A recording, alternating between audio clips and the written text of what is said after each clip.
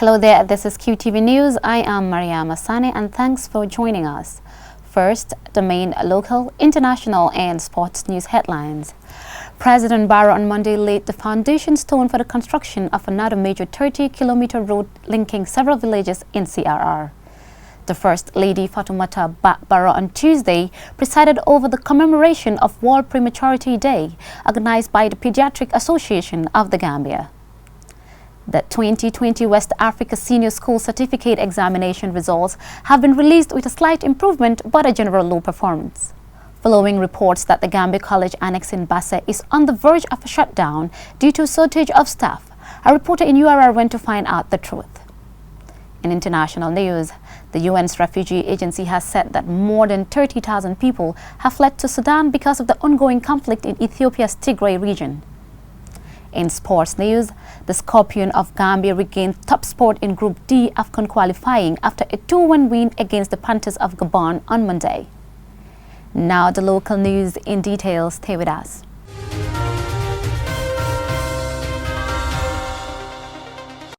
President Barrow on Monday said a good road network is critical in national development, as he laid the third foundation stone for the construction of another major 30-kilometer road that links several villages in Upper Salum, Nanija and Nyani districts in the Central River region. Alusise reports. The road is estimated 30 kilometers and links Kerjibi to Chamen Nyanija, Buduk and Nyanga Bantang. The event gathered natives and local authorities at Kerjibi for the historic event. The road is in a deplorable state and the people have for long yearned for its construction. Speakers at the event, including National Assembly members and chiefs of Upper Salum, Nyanija, Nyani and Sami, said the road hasn't been given the much needed attention by the two previous governments. They are hoping the foundation stone laying will be immediately followed by work. While some see the ongoing foundation stone laying by the president as politically motivated to buy support ahead of next election, the president, speaking Fulani, said this road project, like others around the country, is a campaign promise which he is fulfilling.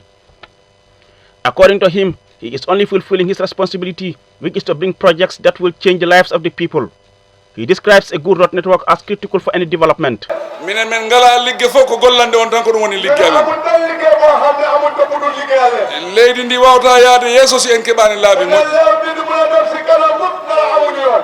Hamad Nkeba, Minister for Tourism and a native of the area, said the road project is one among many that will follow, as he calls on his people to give their fullest support to President Barrow. He reminded the people of his area to remain united, saying nothing is achieved without unity of purpose.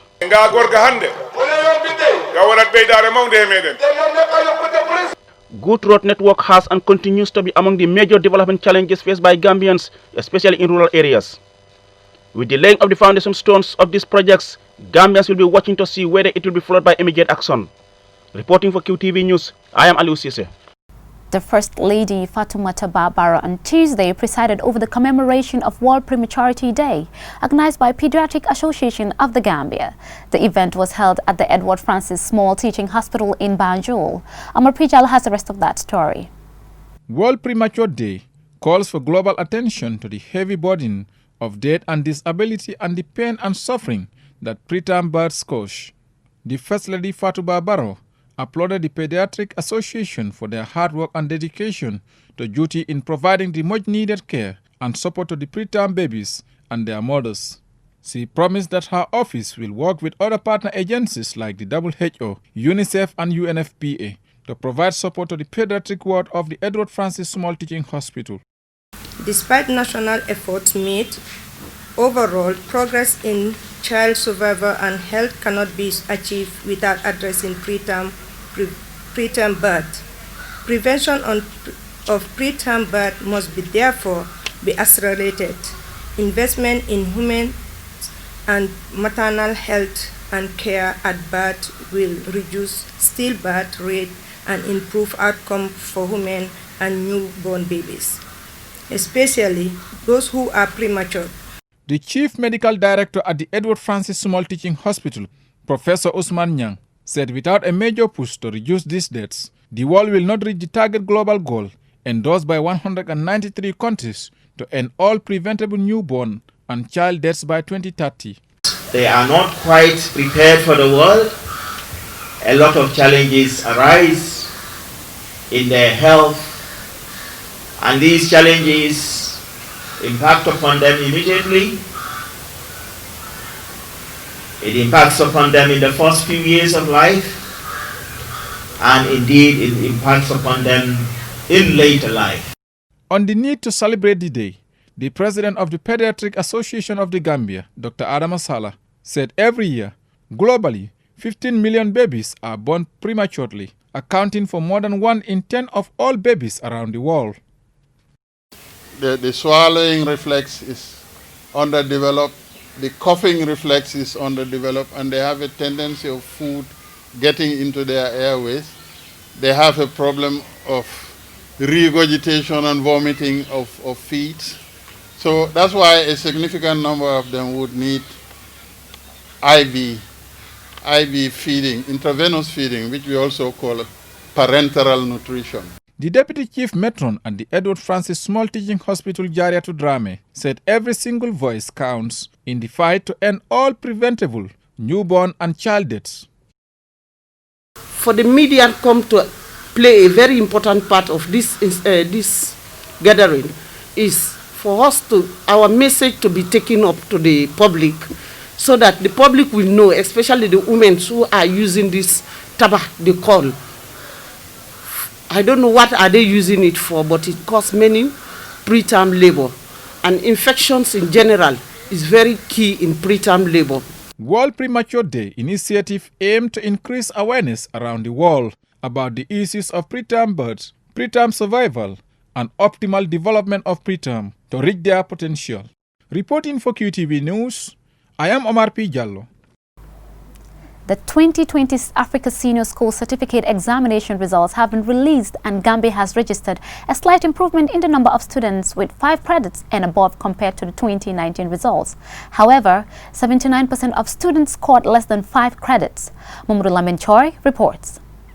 The West Africa Senior School Certificate Examination is a standardized test for students in the Anglophone countries of West Africa.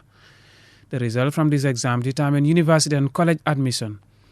This year, out of the over 13,000 students who sat the exam, 21.5% hit the cutoff mark for university admission, a slight jump from last year's results.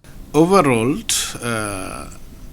we had at least 13,422 students that sat to the WAS examination in 2020.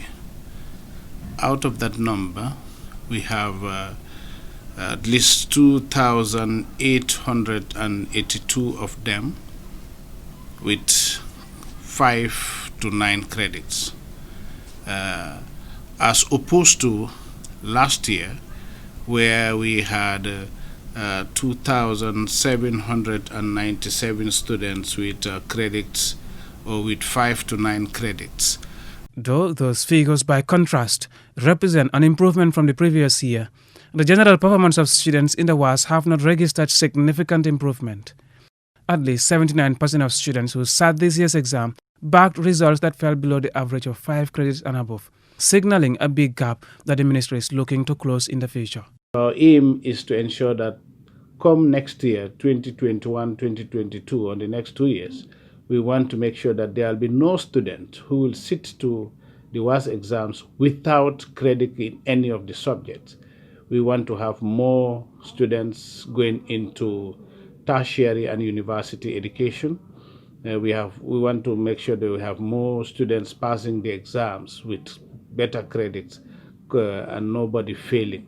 That's the target of the ministry. The journey towards the desired improvement of the results might face serious challenges after the more than 6 months closure of schools, which has led to a loss of 252 contact hours. The ministry is now left with the option of finding new measures to hit their target. This includes a plan to digitalize the academic curriculum and stretching the number of contact hours to help students catch up with hours lost. We want to make sure that our curriculum is digitalized. And when that is done, the students will have access to the curriculum. They will be able to interact with the curriculum as opposed to just going to school after class, no more access to lessons or so on. In addition, again, is the thing I have said earlier on is the provision of SD cards. these SD cards will have the entire syllabus from grade 7 to 8. So that gives them an opportunity to engage themselves and interact with that. This year's WAS data also shows more female students than male ones sat the exam. At least 52.7% of the candidates who scored 5 credits and above are females. This is also an indication of improvement for our education system that has long been male-dominated. Mahmoud Lamin, Qtv News. Following reports that the Gambia College Annex in Basse is on the verge of a shutdown due to shortage of staff, a reporter in URR went to find out the truth. Alhaji A.F. Jallo reports. The college was inaugurated by President Barrow in March this year. The state-of-the-art facility was supported by MRC Holland Foundation and is the highest learning institution in the Upper River region. The college annex houses 18 classrooms, including chemistry, physics, biology, and IT labs, a cafeteria, dormitories, and other facilities.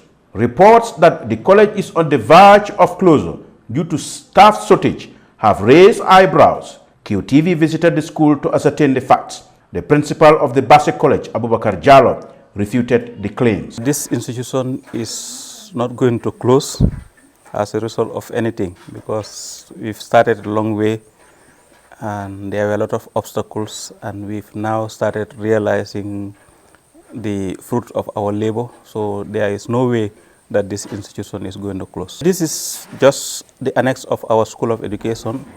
So we are one institution.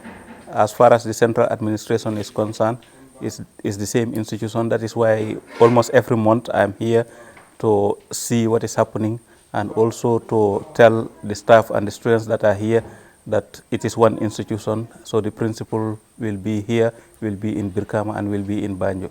The program coordinator of the campus, Kadi Fofana, admitted that the college faces numerous challenges. However, she added that these might not lead to the closure of the college. However, she says if the matter is not addressed, she might quit her job.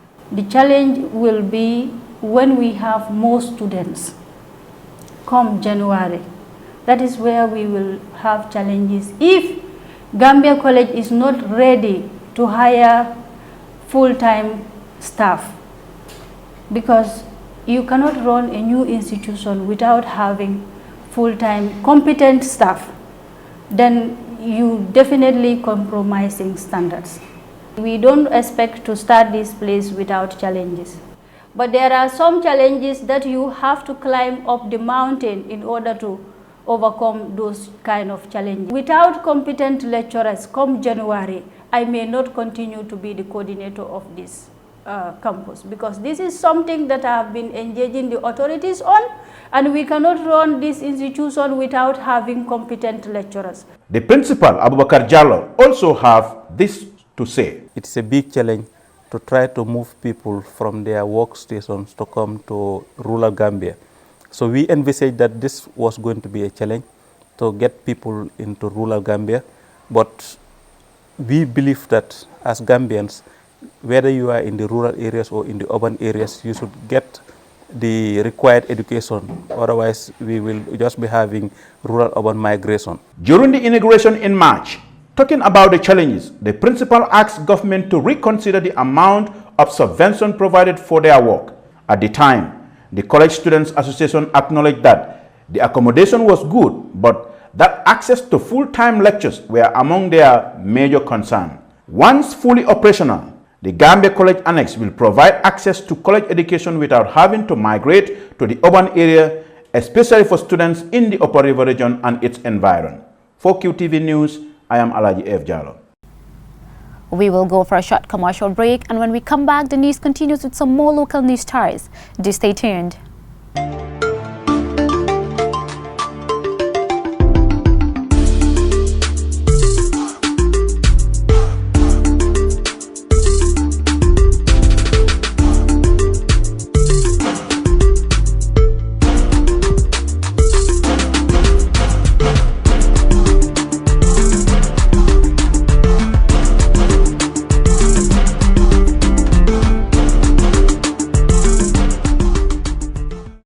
Welcome back. Major Wassa Kamara on Tuesday told the Truth Commission what happened to him after being arrested in 2006 after the Ndur Cham failed coup. Babukar C reports. Major Wassa Kamara told the commission that he was imprisoned in 2006 when their planned coup led by Ndur Cham failed. According to Major Kamara, he was involved in the coup by Ndur Cham, the then CDS of the Gambia Armed Forces. The witness said he was the head of the military police at the time of the coup, responsible for the arrest and discipline of officers who broke the law. He admitted that a move to overthrow the government is illegal before going on to explain in detail the coup plot and what each member of the coup crew was tasked to do. He told the commission that Peter Singate and Lantobon Tamba were initially part of the coup plan, but later withdrew because of disagreements about who would lead or if they would go into a military or civilian rule if they were to succeed. According to Wassa Kamara, the coup was flagged up by Lantobon Tamba to ex-President Jammeh on the day it was planned. I was given information that Lantombon Tamba has passed instructions that wherever Ndur Cham is seen at, he should be arrested. Wassa Kamara said he was later arrested and taken to the ante-room and later to the Mile 2 Central Prison where he met the others that were arrested. The witness said they were tortured on several occasions and it started when they put bags on their heads, put them in the vehicles and only to find themselves at the NIA headquarters. The witness said he faced a panel of security officers including members of the NIA, the police and the soldiers. Broken teeth on the table, small hammers, those things. And they told me that, look, what had happened to others will happen to you. He said, Kamara, do you know that we are following your tail? We know your involvement in the coup.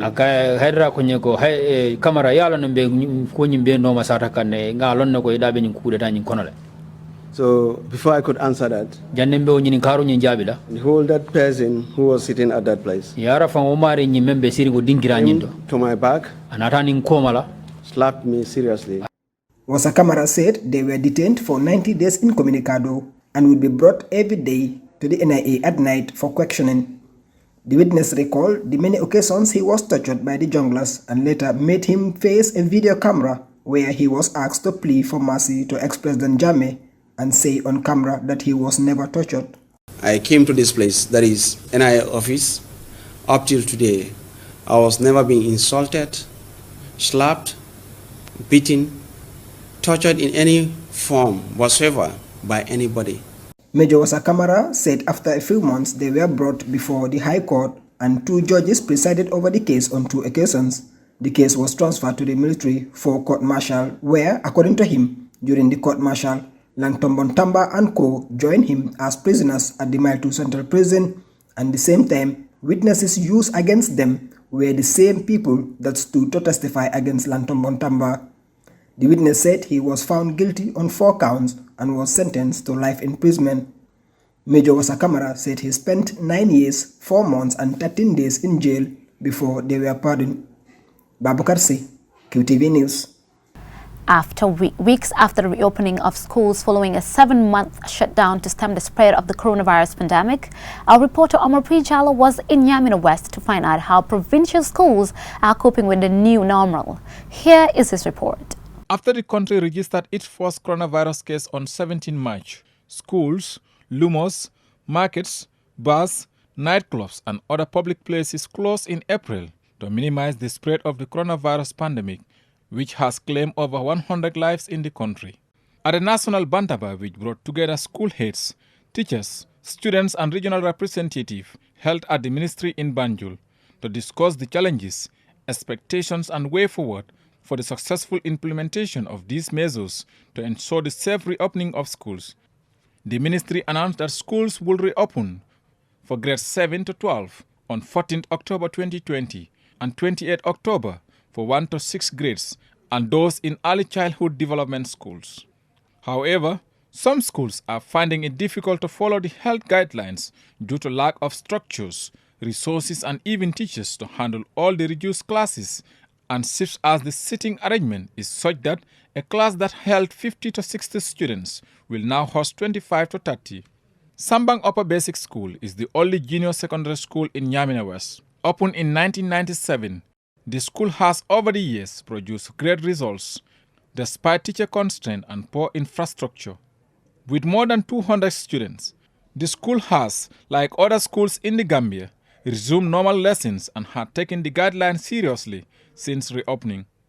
We observe that trained teacher monitors regularly check temperatures, ensure social distancing is observed, and make sure pupils wash their hands before entering the classroom. However, the school is constrained by a lack of seat and space, forcing them to operate double shifts. Lamin Sanyang is the principal.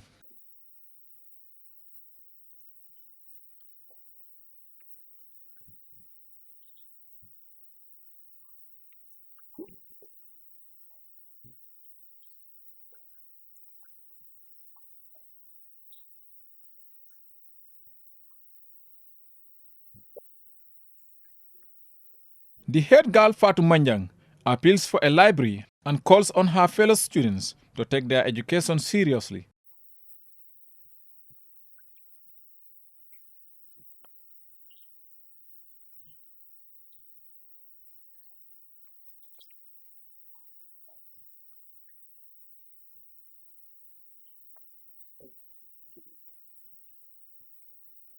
Mohamed Dabo, the head boy of the school, appeals for the fixing of their toilets and the fencing of the school campus, while reminding his fellow students to always adhere to the safety precautionary measures to keep themselves and others around them safe.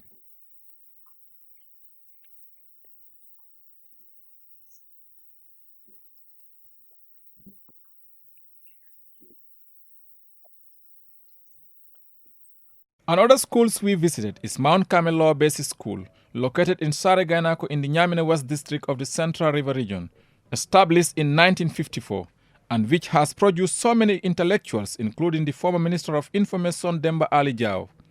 The school has a roll of over 300 students, with just 6 classrooms, most of which have been there since the school was established and are dilapidated.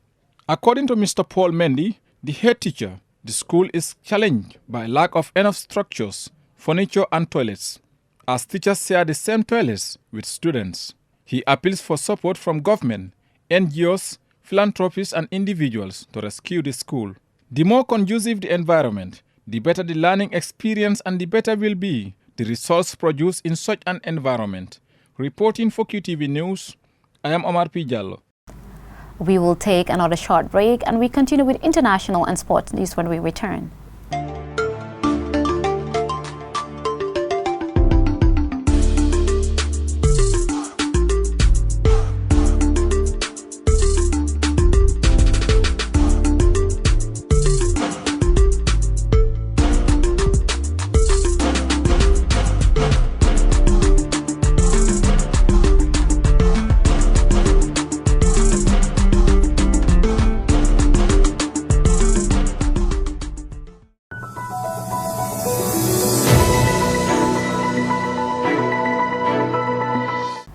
Welcome back. If you're just tuning in, this is Qtv News. In international news, the UN's refugee agency has said that more than 30,000 people have fled to Sudan because of the ongoing conflict in Ethiopia's Tigray region that began in November. Loli and Kamara reports. The situation at the border, as described by UNHCR emergency coordinator, is on the increase as 7,300 refugees have arrived in just a matter of 2 days. The UNHCR agency's transit center has been overwhelmed as they were meant to accommodate fewer refugees. Kenya's President Uhuru Kenyatta has also added his voice to the international calls for a peaceful resolution by making a statement after meeting Ethiopia's Foreign Minister Demeke Mekonnen in the Kenyan capital Nairobi. President Kenyatta has cautioned against a full-blown conflict in the country, saying Kenya and Ethiopia have for long served as anchor states for regional peace and stability. Kenyatta's call comes after a similar comment from Uganda's President Yoweri Museveni, who also met Mr. Demeke earlier on Monday. the Ethiopian government have ruled out face-to-face talks with the Tigray People's Liberation Front. However, Ethiopia is coming under increasing pressure to find an alternative to fighting. Tigray conflict is an ongoing armed conflict that started in November 2020 in the Tigray region of Ethiopia between the Tigray Region Special Forces led by Tigray People's Liberation Front and the Ethiopian National Defense Force in alliance with Amhara Region Special Forces. Analysts say the immediate cause of the conflict is the federal government's refusal to accept the results of Tigray parliamentary election, which was held at a time when the government had stipulated that the elections were to be put on hold due to the COVID-19 pandemic. For QTV News, Lolly M. Cameron.